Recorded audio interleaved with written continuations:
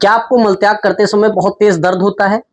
दर्द के साथ ब्लीडिंग भी होती है, जलन पड़ती है, दर्द और जलन काफी समय तक रहती है, तो आपको फिसर हो सकता है। नमस्कार दोस्तों, मैं doctor Sumit Gupta divine medicine and piles clinic से। आज हम जानेंगे फिसर होता क्या है, उसके कारण क्या है, लक्षण क्या है और उसका इलाज क्या हो सकता है। मलद्वार से संबंधित जब भी कोई समस्या किसी को होती है तो जुबान पर एक ही वर्ड आता है, पाइल्स, बवासीर। लेकिन हर तरह की समस्या बवासीर नहीं होती, कुछ और भी बीमारियां हैं, जैसे उनमें से एक है फिसर, जिसे हिंदी में परिकर्तिका कहते हैं। ज्यादातर केसेस में फिसर का एक कारण, मुख्य कारण देखा गया है कॉन्स्टिपेशन या कब्ज।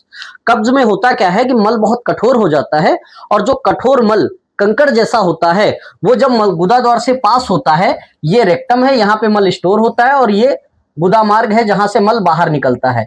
ये स्फिंक्टर है जिसके थ्रू हम अपने गुदा द्वार को संकुचित करते हैं और शिथिल करते हैं, मतलब हम अपने मल को कंट्रोल करते हैं।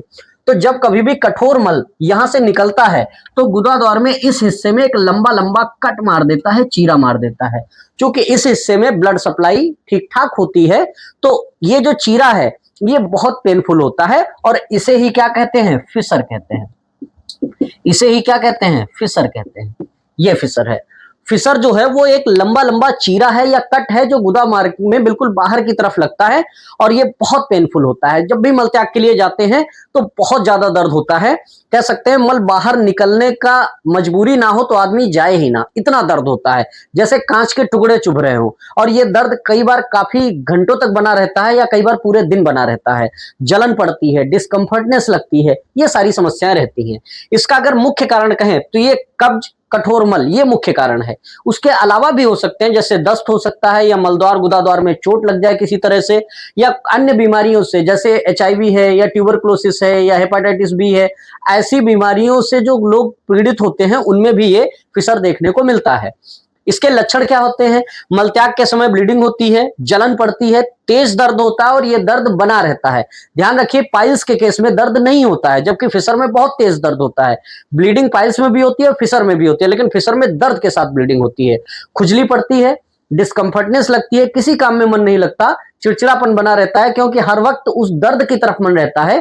एक जगह पर एक तरह से बैठ नहीं सकते, लगातार पोजीशन बदलते हैं क्योंकि लगता है मलद्वार में कुछ चुभ रहा है लगातार।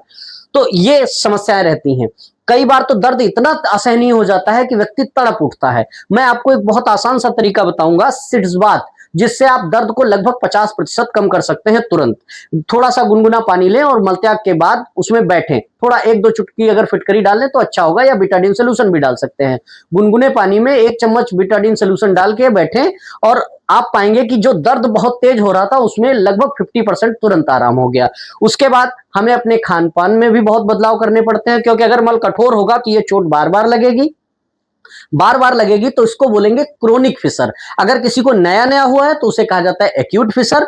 और जब कभी लंबे टाइम से, कई लोग तो इसको सालों तक टालते रहते हैं, जो कि ये गंभीर समस्या का रूप ले सकती है। ये फिस्चुला बन सकता है, भगंदर, जो कि बिना सर्जरी, बिना ऑपरेशन के ठीक ही नहीं होता।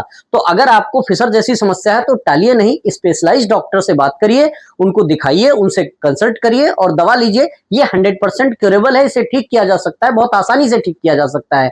तो लापरवाही की वजह से इसको लंबे समय तक पालिए नहीं। कुछ, एक तो सिट्स बात लेना है मलत्याग के बाद, दूसरी बात खान पान में ऐसा खान पान लेना है, जैसे फ्रूट्स खूब खाने हैं, सलाद खाना है, छाछ पीना है, जूस पीना है, तो ऐसी चीजें खानी है जिससे मल कठोर ना हो, कब्ज बचानी है, कॉन्स्टिपेशन बचाना है। और तीसरी बात, कुछ दवाइयां होती है जिनके माध्यम से आप इनको फिसर जैसी समस्या को आसानी से ठीक कर सकते हैं। तो उम्मीद है आपको फिसर समझ में आया होगा कि क्या होता है और इसको कैसे ठीक किया जा सकता है। मोस्ट ऑफ द केसेस में इसमें ऑपरेशन की जरूरत नहीं पड़ती, दवाओं के माध्यम से ठीक हो जाता है। लेकिन अगर ये लंबे समय तक बना रहे, जैसे 4-6 महीने, साल, 2 साल, तो फिर ये फिसर बेड बना लेता है, क्रोनिक फिसर हो जाता है। उसमें फिर सर्जरी की जरूरत पड़ती है और उसमें सबसे अच्छी सर्जरी क्षार सूत्र प्रोसेस होता है। क्षार सूत्र से इसको 100% ठीक किया जा सकता है और दोबारा कभी जीवन में ये नहीं लौटता है।